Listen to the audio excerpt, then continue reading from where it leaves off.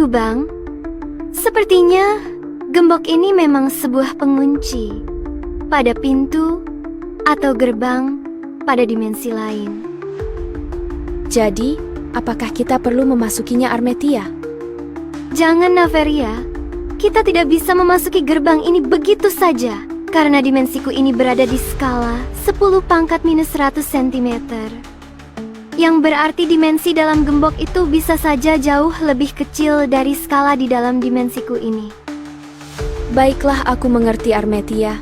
Sepertinya memasuki gerbang itu berarti sama seperti memasuki inti singularitas. Benar Naveria, sebaiknya aku saja yang memasuki untuk menyelidikinya lebih dulu. Tapi tenang saja, jika terjadi apa-apa padaku, aku akan dibuat ulang oleh istanaku kembali.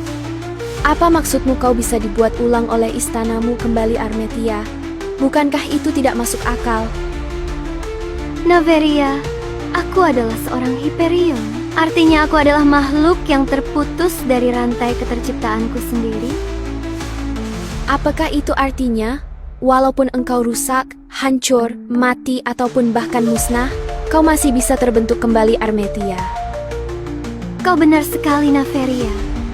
Aku bisa terbentuk ulang karena di dalam dimensiku ini, baik alam semesta maupun isinya adalah bersifat identik dengan diriku sendiri.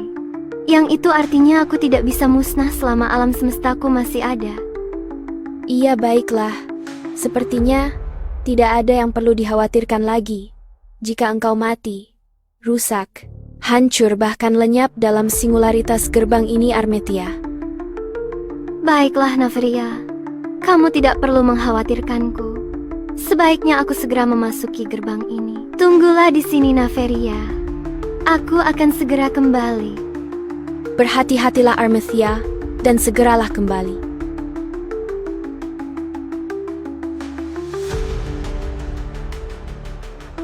Halo, adakah seseorang di sini?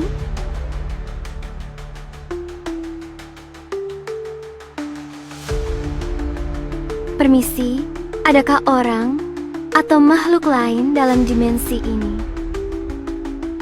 Armetia, lama sekali kita tidak berjumpa. Apakah aku mengenalmu? Sepertinya engkau tahu tentangku. Sepertinya kamu berasal dari masa lalu. Mungkin itulah yang membuatmu tidak mengenaliku. Tapi tidak apa-apa, kita bisa berkenalan lagi.